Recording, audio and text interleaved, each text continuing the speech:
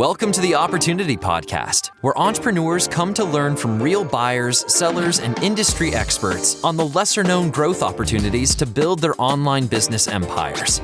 We'll uncover tactics veteran online business entrepreneurs have used to build, buy, flip, and sell their way towards personal wealth. Sit back, grab a coffee, and get ready to uncover hidden growth secrets. The Opportunity Podcast starts now.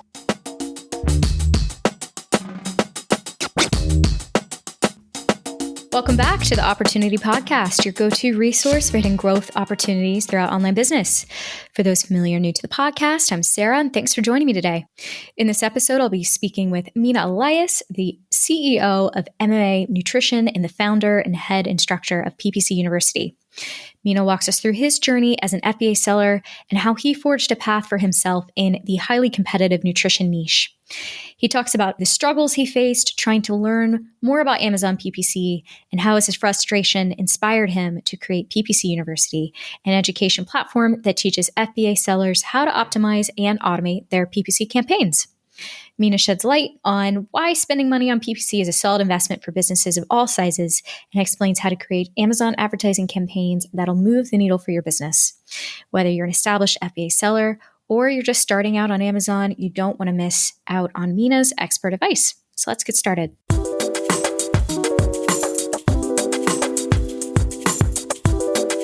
Hey everyone, welcome back to the Opportunity Podcast. I'm really excited to be joined by today's guest, Mina Elias. Mina's the founder of Trivium Group and MMA Nutrition. So Mina, how you doing today? Amazing. It's a great day. It's sunny outside, so I can't complain. The weather's good. Where is this sunny weather in the world? Los Angeles. So I'm right by the water in Marina del Rey. Yeah, I love it. I can't complain. Awesome. Well, I'm glad to hear it. I'm joining you today from the East Coast in good old Virginia. I'm rarely home, but I'm making one of my rare visits home. So kind of cool. We're both in the States at the same time. Yeah, I love it. Yeah, I spent a lot of time, 9 years in the East Coast, and weather was a little bit rough. So I don't know how you do it. I feel you. Well, that's why I don't normally live in Virginia full-time and or the States full-time. I'm usually off to sunnier places, and we'll be soon. I should be in Portugal next week, so fingers crossed. Oh, jealous. Yeah, I'm excited. So I'm really excited to talk to you about your story. How about for everyone out there who doesn't know you, let's walk through your entrepreneurial journey and what's that look like today? Okay, so I came to America in 2011. I was born in Egypt, grew up in Dubai, got my bachelor's and master's in chemical engineering and chemistry. And I worked in the corporate world, 9 to 5. I was, a really good engineer. I worked hard, went up the corporate ladder, job to job, promotion to promotion. And then kind of in 2018, I got to this point where I just felt like I was doing the same thing again and again, and I was expecting like a different result. Like I was like, why do I keep getting these jobs and promotions and thinking that my life is going to be better? And I was wake up in the morning, going to work, coming back, working like maybe 11 hours total work time, hitting the gym a couple times, training MMA. I'm an MMA fighter. And I just felt like my life was kind of being sucked away from me. And so in 2018, I decided, because I was really obsessed with supplements, still am, and love them and have a passion for them, that I was going to start a supplement brand. And I went to this event, MMA event, and I made them at home. So I made like 40 bags at home. I chose electrolyte powder because I was sweating a lot, training super hard, losing a lot of electrolytes. And when I would drink like a lot of sodium, like chicken broth that had sodium and stuff like that, I would feel a lot better after training. And so I said, there's nothing on the market that has really good sodium, that has no sugar, that's clean and doesn't have a bunch of fillers and carcinogen ingredients. So I made it. I gave it to my friends. They loved it. I loved it.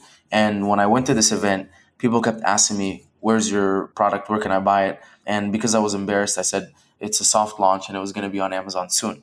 And that launched me into saying, okay, now I got to figure this out or else I'm going to be like a sham in front of everyone. And so I called Seller Central, figured it all out, got on Amazon. And then 6 months later, I was doing $4,000 a month in profits on Amazon, and I got fired from my job. Apparently, they figured out that I no longer cared at all about what I was doing. So from there, I kind of just dove deeper and deeper into the Amazon space. In like August of 2019, start sharing some information. I was obviously like sucking the information out of all the groups that I was in. I was asking questions. I was going to all the webinars, meetups, whatever I could get my hands on to learn more. And because I really needed this to work out, right? It was my only source of income. So when it came to be my turn, when people would ask like these simple questions, I would answer and answer and answer. And people loved that I was very active and always answering, always giving. And one thing that I was really good at giving information on was PPC. I was simply just giving what I knew from my experience based on what I've done. So I'd say, hey, I tried this and this didn't work. I did this and this worked well. I tried, cutting down these bids and my sales tanked and things like that. And people really, really loved it apparently. And so my name got bigger and bigger in the communities for being like a PPC person. And so I started sharing more and more information on podcasts and YouTube videos and things like that. And then in early 2021, an aggregator hit me up to train their in-house advertising team. And they said that they wanted me to test me against a bunch of other agencies to see how well I could do. And when I beat out all the agencies, they gave me the proposal, or they gave approval on the proposal for me to build their team. And since then, I created an Amazon advertising agency, essentially partners with brands to help them on the PPC side. So that's been going well. And my supplement brand's still out there. It's awesome because it's a sandbox for me to learn and try a lot of new things without, hurting anyone's pockets, right? Because it's other people's money. So I'm able to spend my own money, learn things a lot faster. And I think that's one thing that really helped me learn PPC is I would, do first and ask questions later. And that really helped me learn fast. And I still do that. And that's why we're able to kind of like continuously innovate on the PPC side. But that's a quick summary of who I am.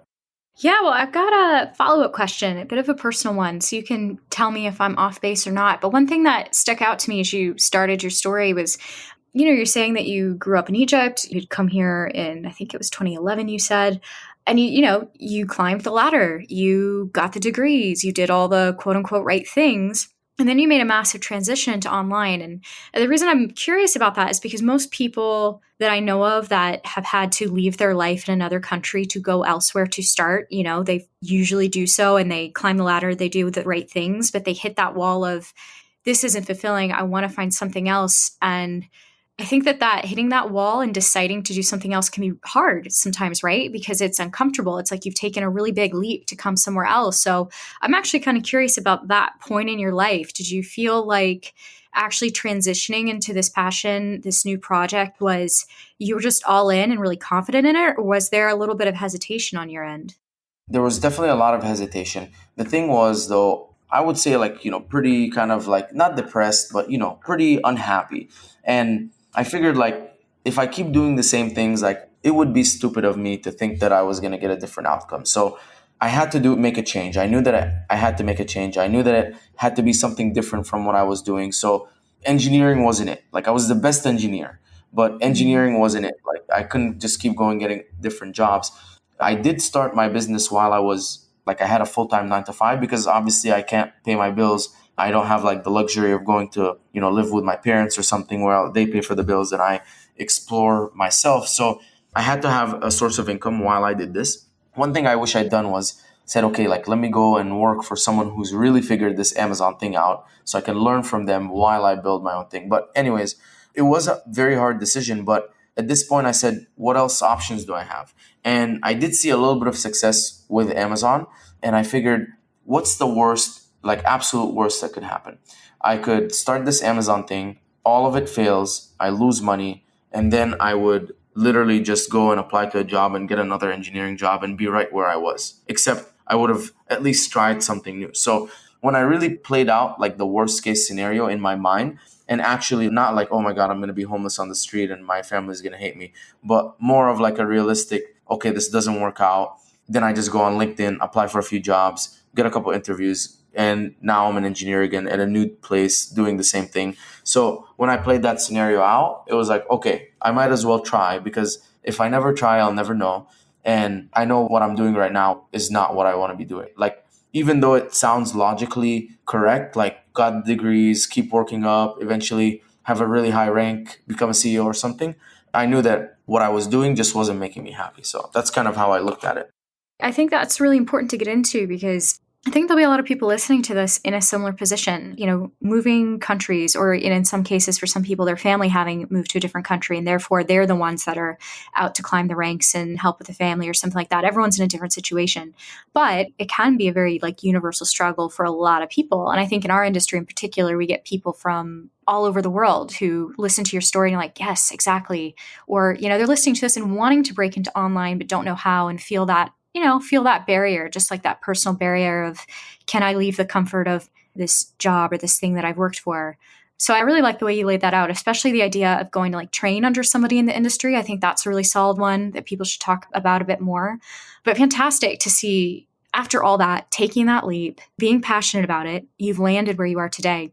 One thing I wanted to get into, as you started talking about supplements and how excited you are about it, weirdly, that's I guess just because I'm in the States in the moment, it's top of mind. I've been ordering supplements like madness. I feel like I'm going to be a pharmacy in my bag by the time I travel anywhere else at this point. But I am so curious about how you got into the supplement niche. Because when I think about supplements, I think competitive, and I think it's not easy to figure out how to differentiate yourself. So what gap did you identify within the niche that you could fill? And, how did you figure out how you were going to separate yourself from the competitors?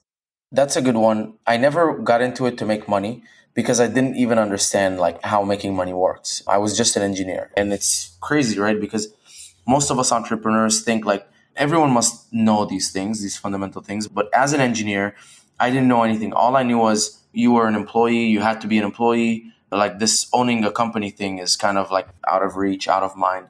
When I got into supplements, ever since I was 12, when I would go to the malls or whatever, I would always spend at least an hour at GNC or any supplement store because I was super fascinated by supplements. And I think some of it comes from the fact that I was always looking to bio-optimize and biohack and figure out what is that 1% edge I can get in every concept, physically. And so that's where it started. And I loved supplements. And I remember sneaking and buying supplements before my parents would let me, and hiding them under the bed and taking a pill every night and things like that. So I've always been a huge fan of the supplements. And then in 2018, when it happened, I was a fighter, I was on keto. And when you're on keto, your body gets rid of electrolytes very quickly. So they tell you eat a lot of avocado, drink chicken broth or whatever because of the high sodium, salt your foods. And so that's what I was doing. I was doing all that. But because I was an athlete and not just a regular athlete, I was training incredibly hard, very, very grueling, 3 hours, a lot of sweat. It's hot in there. You're nonstop fighting with people. Then I was losing all of this electrolytes and I was drinking chicken broth every single night. And it got to a point where I hated putting the chicken broth and drinking it. So I actually started scooping chicken broth. I got the powder one and I would dry scoop it, which is even worse. Sounds pretty rough, to be honest. Yeah, it was horrible. And I was let me look, is there nothing that has high sodium? And I would look at sodium supplements, sodium. There's nothing really on the market that didn't have sugar that was an electrolyte. And because there's data that supports that if you have electrolytes, you need sugar for the body to absorb it. But there's new data that shows you could also do it with amino acids. And no one has really thought about that because most people in the supplement game are trying to make money. So they're just going off of what does everyone else, what do they want to buy? They're asking customers, okay, what do you want to buy? You want to buy electrolytes? Oh, you want it to have sugar because that's, what Gatorade does? Sure, here you go. And we have more electrolytes than Gatorade, sort of thing. So they were very money making. And I was very no, I need things that work. And so that's when I decided to make it. And I ordered, the sodium, potassium, magnesium, and taurine all off of Amazon from bulksupplements.com, which sell a bunch of raw ingredients of supplements. And I was mixing it at home. And then I would mix it and add Mio water to it, which made it taste really good. And I would drink it. And so I continued to do that. And I was this is incredible. This is cheaper than anything on the market. I was making it for $5 and the lowest one on the market was $24.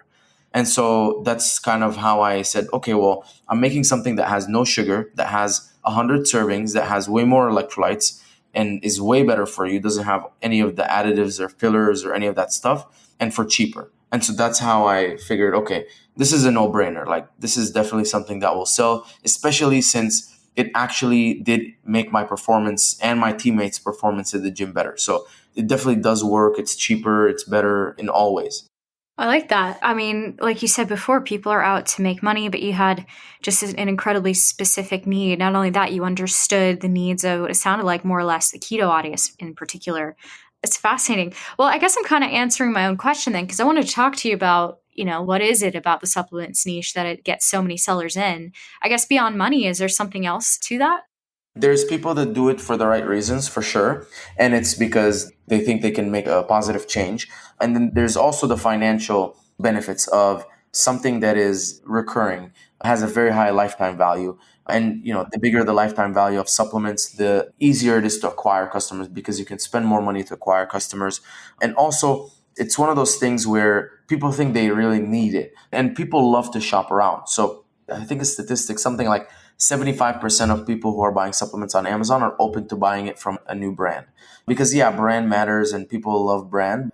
Like even me, I don't like to use the same pre-workout too often. I like to kind of mix it up. Every time I'm like, oh, when is my pre-workout going to be done so I can try this new one out? And it's fun to try these different things out. So if you're doing something like, for example, vitamin D or one of those like staples, you could have a lot of recurring customers. And if you're doing something different, like an amino acid that has a nice flavor or a protein powder or a pre-workout or even a fat burner, you could get a lot of different people coming in because people like to shop around, almost like a restaurant. People like to try different restaurants. People like to try different supplements. So it's attractive for a lot of those reasons. It's interesting. Yeah, I guess I hadn't really thought about people, almost that recurring revenue element, like you're saying, but obviously it makes a lot of sense and people want to, there's always the next best thing. You can always feel a little bit better, right? So why not keep that adventure open of just trying things? So help me understand the landscape of you selling your products on Amazon today, as well as Shopify, from what I understand, because I'm curious how you do that. How do you manage both platforms successfully? I definitely started with Amazon, and when I tried getting off of Amazon and doing Shopify initially, I did it the wrong way and I failed. And I'll explain, how I did it the right way the second time around. But when I was on Amazon, the goal was kind of get the product on, launch it, get reviews, make the PPC perfect, continuously optimize the listing. So images, bullet points, title, coupons, lightning deals, enhanced brand content, videos, whatever is on the page, continuously improving that, looking for a better click-through rate and conversion rate. And then on the PPC side, continuously launching new campaigns, optimizing bids, optimizing placements, adding negatives, whatever, to drive traffic in the most effective way possible on Amazon. And then also investing in organic ranking and increasing that organic rank so that you're getting those free sales from Amazon's traffic. And so once I had built that system up and now there was a team and they were, doing all of the little things every day, I said, I gotta look into Shopify. And with Shopify, the thing is you're driving traffic and you have to get that traffic somehow. And so, there's common traffic sources like Facebook, Google, Instagram, TikTok, and you just kind of have to figure out which one do you want to get into and why. And so I went to a really big conference called Geek Out, and it's all direct to consumer. And a lot of them, there's a good handful of them that have supplement brands. And I said, I'm all Amazon, I'm zero direct to consumer. Where should I start? And the consensus was definitely Facebook. Even after iOS's updates and all of this stuff, Facebook is by far the best. So I did, a couple of things. The first thing is I got my Shopify built. I integrated it with Amazon's fulfillment. So I have Amazon. All my stuff is at Amazon. I have ShipStation connected to Amazon, and then I have ShipStation connected to my Shopify. And whenever I get an order on Shopify, Amazon fulfills it. I also went into like a Lucid Chart, which is like kind of a visualizer. And I built the website visually how I wanted it to look. And I kind of took screenshots from all my competitors and I sent it to a web designer and a web developer, and they made it look very close to what I wanted to. So now I had a website. And then the final piece was I needed to understand Facebook ads. So I went online and found some people who are freelancers who are doing Facebook ads really well. And I started asking them some questions, and I became fully immersed in understanding how Facebook ads work. Eventually, I understood enough to keep someone accountable, and I began interviewing agencies. So I interviewed a handful of agencies, asked them, all the questions, how do they define success? What is their weekly stuff? Like, will I be in contact with the person actually touching my account, or is it just an account manager in the middle? All of these different things. And I landed on one person that I really, really loved, in the account doing the things themselves.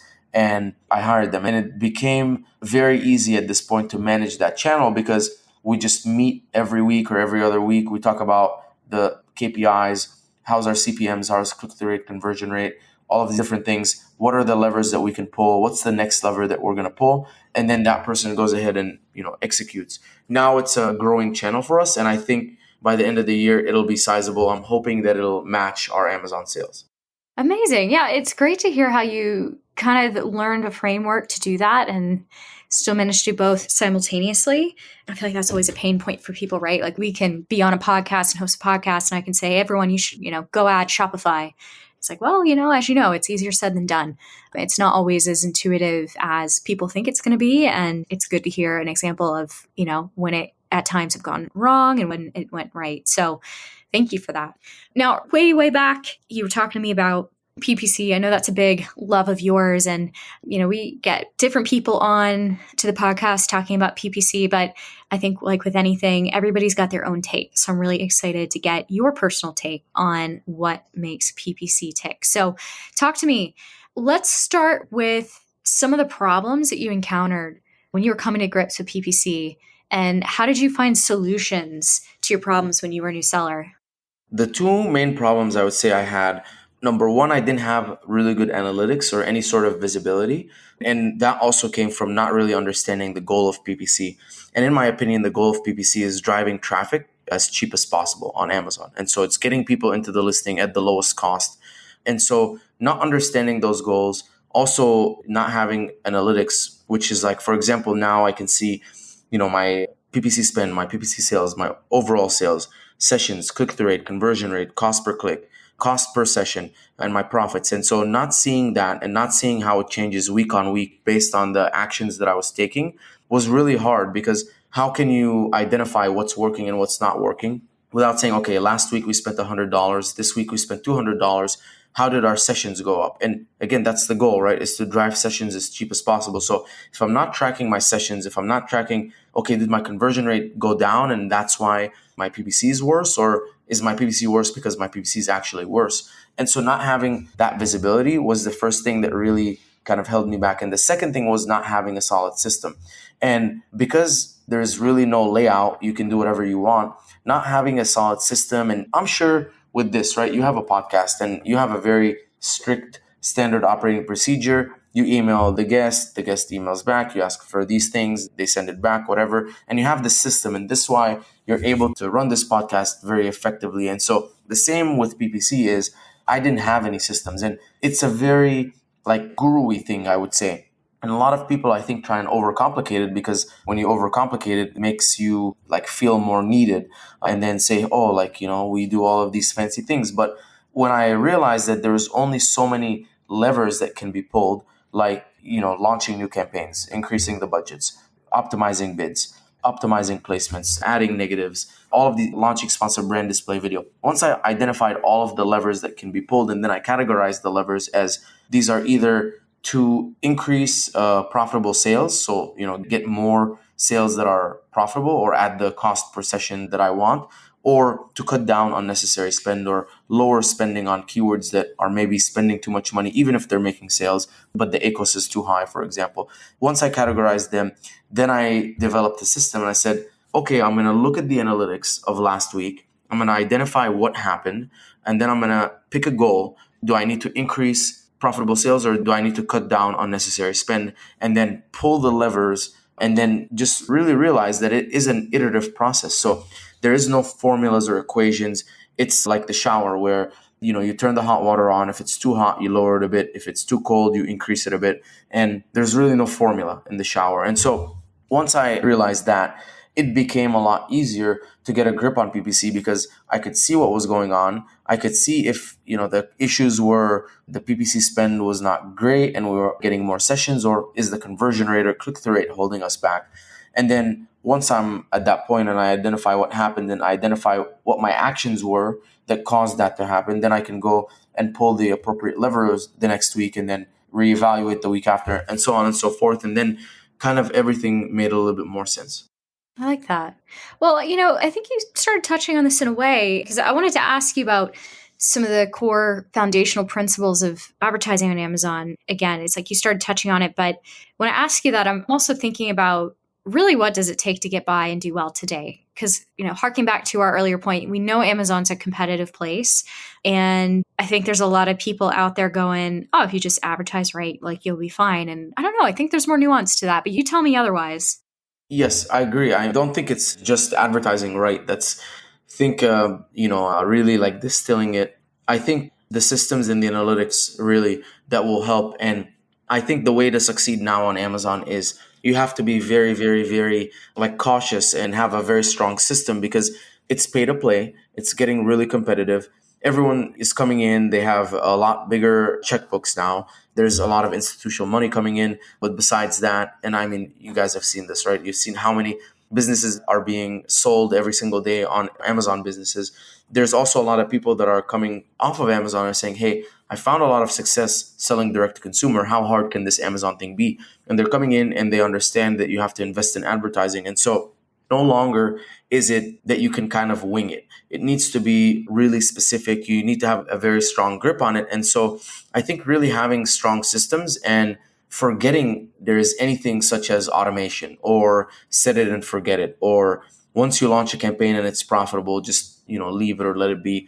Once you kind of throw all of that out the window and realize that, hey, I really need to stay on top of this because there's only two sides to Amazon. Once you launch your product, there's traffic and conversions. And so you should be, religiously looking at your conversions and every lever that you can pull to improve your conversion rate. And then likewise with the traffic is what are all the levers that you can be pulled, and consistently pulling those levers and making sure that you're in a calculated way trying to achieve your goals. I think that's what it takes now to succeed on Amazon. And, the days of like, you can put something up and do some okay PPC and it will grow and scale. I've seen people sell their businesses for, tens of millions of dollars that were established, back in 2014 and 15 and try to recreate that in 2021 and 2022. And it's significantly harder and they've struggled a lot more, and I've seen it. And so it's just, you need to do whatever it takes and you need to be very, very consistent with the procedures. Man, that sounds like a rude awakening for those people who had it, could you call it the easy days back then? Maybe. To like, yeah, I'm wildly successful. Yeah, it wasn't really that easy back then. I think 2014 to 16 was like a nice time. But I think in 18, It was starting to get competitive. Right now, it's as competitive as any other business out there. Let's just put it that way. Okay. Interesting. No, I appreciate that take because, everyone's got a different opinion. I think there's a lot of exasperated sellers in the space who maybe feel a little bit tired and burnt out, and they're like, it's too competitive, or, I'm tired of the shipping crisis or the pandemic or all these things. And I think it colors their perception of the market in a certain way. But it sounds like you seem pretty hopeful. Yeah. And, it's not bad. It's just, I'm sure like how NFTs are right now. Some people are like selling apes for hundreds of thousands. And then everyone like 10 years from now is going to talk about how it was so funny that you could make a monkey and you could sell it for tens of thousands. And now it's like NFTs are super competitive. So I'm sure, right. That's how it is. It just every, little new gold rush initially when it's first discovered is very easy and there's a lot of money. And eventually everything regulates and it becomes a little bit more saturated. And now it's like an equal opportunity marketplace where people big and small can come in and whoever works the hardest and gives it their best will win. All right. I like that. I like it. Feels a little bit more like room for possibility than I've heard from other people. So I think that'll resonate with a lot of people listening to this, especially if they're hopefuls of getting into the market. So talk to me. You were mentioning a little bit about your thoughts of, how people teach in the industry. And so I wanted to talk about your journey into launching your own sort of coursework. So you started PPC University. Why was teaching other sellers about PPC so important to you? Why weren't you like happy just selling on Amazon, doing your thing? That's how it was until I started sharing in the Facebook groups. And honestly, it kind of feels like bad if I had taken all of this information from other people. And then when the time kind of came for me to give a little bit back, I just kept it all to myself. And I really don't like that kind of attitude of, keep whatever you have to yourself. It's a very scarcity mindset and I'm not a supporter of it. So when I started, answering questions in the Facebook groups, I started getting bombarded in my messenger with, can I pay for a consultation call? Can you show me this? Can you show me that? And even though I wasn't like doing anything crazy, but I had invested hours and hours of my day. I was completely obsessed for 6 months and fully immersed. And so, if someone just starting a 1 or 2 months in, if I can shortcut them that time, they were happy to pay for it. And that's what I do now, is now I go and I find top talent. So if I ever want to build like a compensation structure in my business, I'm going to go find someone who's built compensation structures 100 times and then say, hey, can I pay you for your time to build me a compensation structure? And so that's what I do now. And, back then that's what people did. And they were reaching out and saying, hey, we'll pay for your time.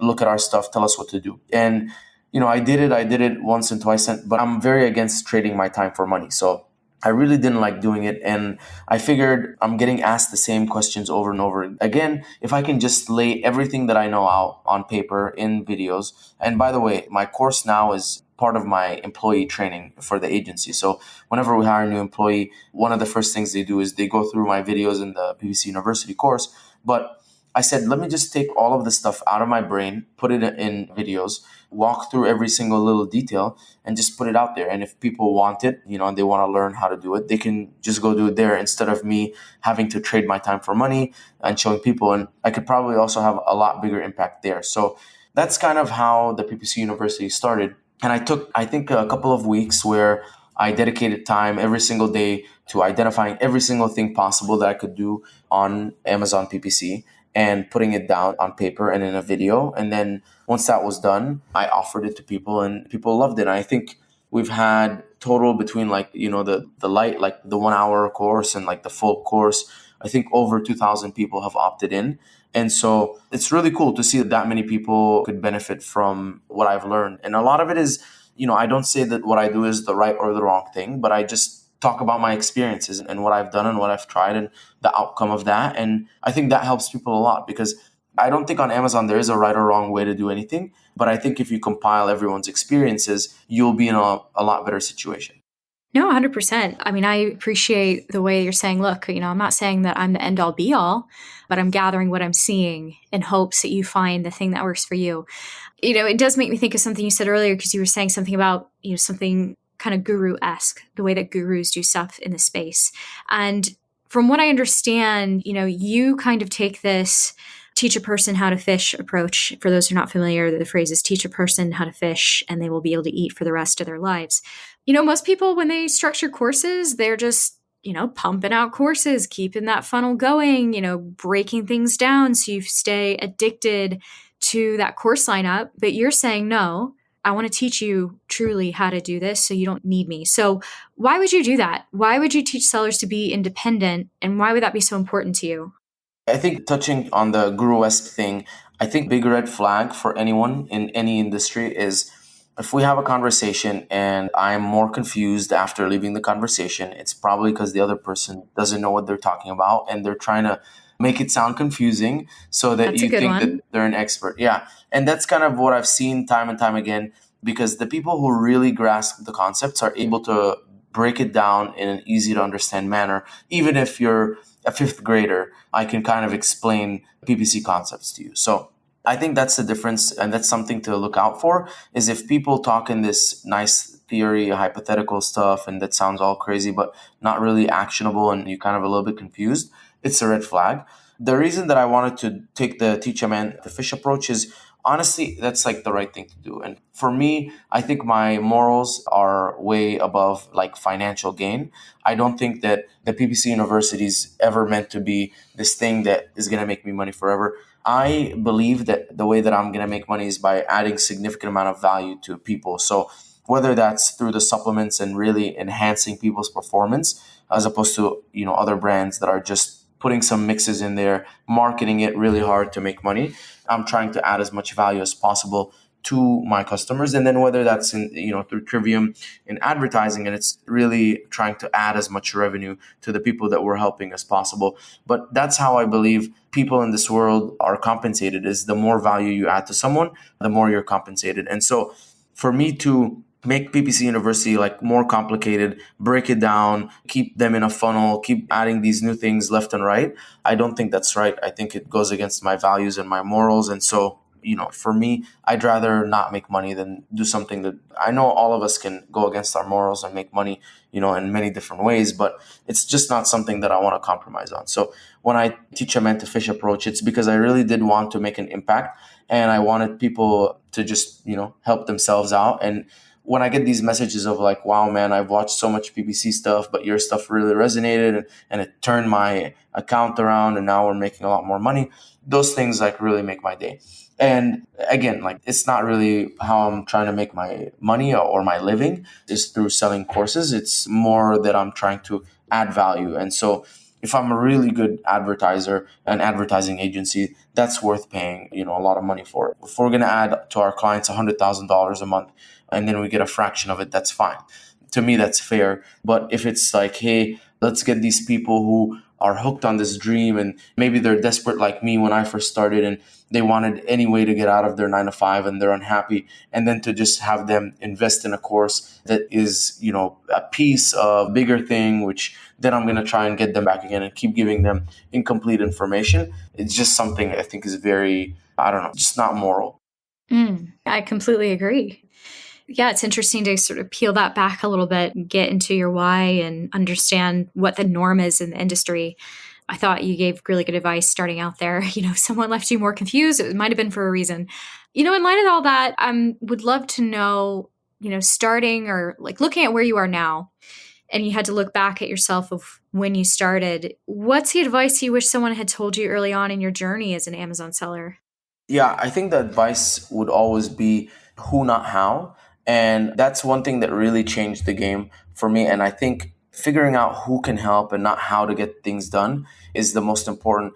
Now, that could also be, like I said, going to work for someone else. If I could go back in time, I think the one thing I would have done is instead of starting my business while I was working as a project manager, as an engineer, I would have done it and gone to work for someone else. Because if I had gone and worked for, let's say, an aggregator, or let's say like, a company doing 10 million or so on Amazon, and where you can still like wear a lot of hats and learn a lot of stuff and learn it very quickly, I would have been able to grow my business while doing what I love, what I'm passionate about, and learning a lot faster. I would have probably made a lot more money on Amazon than just having to make all of these mistakes. But then there's also something to be said about making mistakes. And I think I made a lot of mistakes and I failed forward very quickly. And with every mistake that I made, I learned and I never quit. And I think one thing is, if you never quit, you'll never fail, because the only time that there's now a 0% chance of success is if you quit. And so I know that as long as I never quit, I'll never fail. And no matter how many setbacks I have, if I just reflect on them and learn the lesson that, why this setback is there, why did this happen? Why did this employee leave? Why did I lose this, whatever? Why did my listing get shut down? Then I'll continuously improve and get better, and eventually I'm going to get there. And I also take full accountability. And that's one thing that before, when I was an engineer, I wasn't. But after Amazon, I really did start taking full accountability. And whatever situation I'm in right now, I know it's 100% because of all of my actions and all of my decisions. And so once I realized that, then I realized that the situation I'm in right now is a result of every single thing that I'm doing. And it really helps me kind of put things into perspective. Like if I'm not where I want to be, then maybe I should look at what I'm doing and change certain things. And so that really helped me out. And that's kind of the advice I would give everyone. Excellent advice. So in light of that, like, you're looking back, the advice you'd wish you'd had, looking forward here for a minute, what's next for you? So I think next is I'm building Trivium, and I want Trivium to become the biggest and best Amazon advertising partner out there. We take a very unique approach, and I think that we're able to add so much value to other sellers. And so what's next for me is just continuing to building a bigger team around me, a better team that works more efficiently, and then continuing to invest in myself through people. And so whether that's through coaching or consulting or being in masterminds and stuff like that, that's what I'm looking at. And then in terms of the brands, I'm going to continue to do whatever it takes to grow MMA Nutrition, because it really helps me learn. And as it helps me learn, I'm able to, take my knowledge and all of these things and all of the mistakes that we're doing and all of the findings and apply it everywhere else. And that's kind of what's next for me, is just continuing to grow in the space, and I really do want to add value. I'm speaking at Prosper, I'm speaking at Helium 10 Sell and Scale, and all of the different events coming up for Amazon. And all I do is add 100% actionable value there. And my goal is to kind of empower people, not try and complicate anyone's life. So that's kind of what's next for me. Awesome. Well, it's been so much fun learning about what you've been doing. Really cool to hear your adventures kind of growing up in Amazon and expanding as much as you have. It's incredible. So awesome to hear that. Thank you so Usually I much. like to, if you hadn't had any kudos today, there you go. You got some kudos. We all need a little kudos to get through the day. I like to close this out with some rapid fire questions. If you're cool with that, I'll kick off the first one. Yeah, let's do it. Awesome. So first question, what are the best hidden growth opportunities within Amazon PPC? I think budgets is a very easy one. This other day, we took someone's account over. They had $50 budgets all across. All I did was change the budgets to 500 because I thought, 50 is pretty low and the ACOS and the ROAS was pretty good. And they went from doing $6,000 a day to $12,000 a day overnight, and which was actually an issue, and we had to scale it back down. But I think budgets, take a look at your budgets. If you have anything that's performing well, really increase the budgets, even if you're not going to spend it, or even if you're afraid of spending it. If the ROAS is really high or the ACOS is really low, that means that if it spends, you're going to make a lot of money. So I think budgets is an important one. And I think the other one is campaign nomenclature. And I think a lot of people are held back and unable to optimize and have the system because the names of their campaigns are really bad. So if you start with the product code and then type of campaign, and then where the keywords came from or whatever, it'll make it so much easier for you to go through your campaigns, especially when you're doing bulk sheet optimizations. And yeah, I mean, if you take a look at, there's so many videos out there on bulk sheet optimizations, you're really able to optimize bids very quickly through Excel, which is tremendously fast. So those are, I would say, some hidden and simple things on Amazon right now. Awesome. Great answer. Okay. So what tools or resources can help entrepreneurs scale their FBA businesses?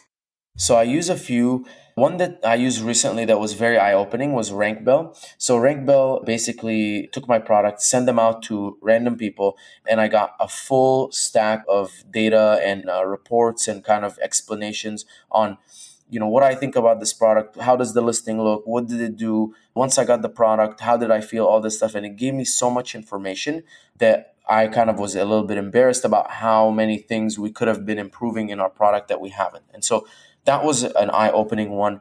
I think Helium 10 is a fundamental tool that everyone needs to use. And I think a data dive on top of that, which helps with identifying which keywords to rank for, is also super important. And then finally, if your business is not set up with A2X and QuickBooks or something similar, I think you're going to love this. But I think building accurate P&Ls is incredibly important. I wish I had done it earlier. It's not hard. You just have to find someone who is familiar with A2X and QuickBooks. You can find them on LinkedIn, message them, hire them to teach you how everything works, and then just hire a bookkeeper to manage the whole process. But if you're not building accurate P&Ls, I think it's putting you at a severe disadvantage. And especially if you try and sell your business, I know most empire flippers, if the P&Ls are like all messed up, they'll just say, hey, you're better off not even listing this. And so I think having that stack of like A2X and QuickBooks and building really nice and clean and accurate P&Ls from as early as possible. Obviously, if you're selling and you don't have them, it's fine. Just try and maybe start, it's early. It's only March. So just start from January 1st, 2022. And I think it'll make a huge difference. Fantastic advice. Like you said, we're pretty big on that. So it's great. Final question, sometimes the hardest. What has been your funniest moment working within Amazon FBA? So my funniest moment was I actually got up on stage once to give a presentation, and I had formatted and made it super beautiful, and they had asked me for the PowerPoint presentation. So I submitted it normal, not thinking anything of it. And when I got up on stage, they had changed all of the fonts to the really ugly Arial font that was really small. I think it was my first or second time speaking on stage, and I got up and I looked at the presentation, and my heart dropped for a second, and I said, listen, there's nothing we can do about this. Just keep going. People are here to listen to you, not of how beautiful the text looks. But it was the worst. It was so ugly. It's the standard font. Whenever you open a Word document and you start typing, it was like that. I was oh my God. But it is what it is. Things happen. I mean, were you able to read the text, I guess, is the important question, like from afar? I think reading it was okay, but it just looked like very ugly. It looked like, one of those, if you've ever been in class and you've had to do these group presentations and, like this one person with the really messy hair who always has a stain on their shirt is doing the presentation. And they're like, yeah, they didn't even bother, like even testing different fonts. That's what it kind of looked like. Oh man, disheartening. But hey, sounds like you powered through and you still managed to provide value, even if your font didn't provide value. You fought a lot harder. It was crazy because I looked and I said, oh my God, like, how could I have been this bad, right? How could I make this look so bad in front of everyone? But then I realized like they had messed up the font, not me. So it was a funny time. Well, I'm glad you powered through. I feel the tension, like I can put myself in your shoes and be like, oh God, not a fun moment that you want to have on stage, but needless to say, you persisted. Here you are. Definitely not. I appreciate you coming on today, Mina. It's been fun getting to know you. Again, you've offered a lot of value. No font here to deter you from adding value. So that's good. You just had to rock up and show up and be yourself. So that's great. I'm looking forward to seeing what you get up to in the near future. I know you're spoken at things. I know you're going to be involved in stuff coming up. So we'll probably run into you somewhere in the world. And if not, best of luck in the meantime. Awesome. Thank you so much. Thank you.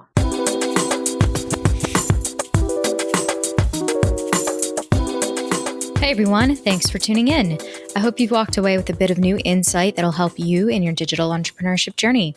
If you enjoyed this episode and you'd like to help support the podcast, please share it with others, post about it on social media, or leave a rating review. To learn more about businesses available for sale at Empire Flippers, click the link in the description or visit empireflippers.com/marketplace. Thanks again, and I'll see you next time.